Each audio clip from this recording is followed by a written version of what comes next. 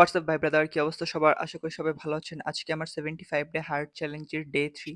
তো রেগুলার মতন সকালবেলা ঘুম থেকে উঠে ফ্রেশ হয়ে উজু করে নিই। উজু করে নামাজ শেষ করে চলে আসি ছাদে।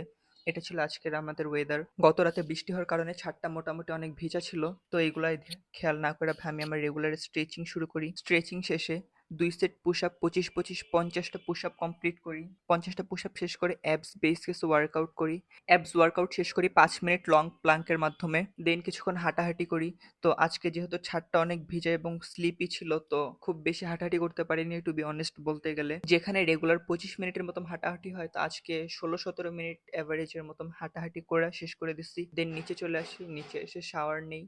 শাওয়ার নিয়ে রেগুলার মতন ছোলা বাদাম খাই। দেন আজকে আবার কলেজে নবীনবরণ ছিল, তো ওইখানে চলে যাই।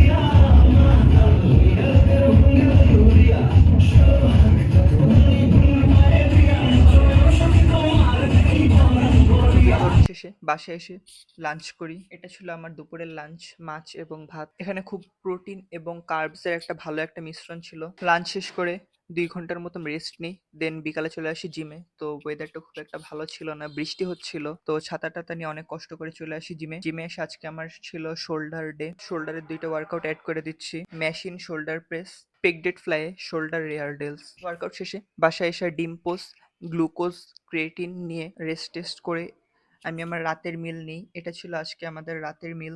তো এখানে আমি আমার ভাইয়া ভিডিও শেষ করতেছি। আসসালামু আলাইকুম।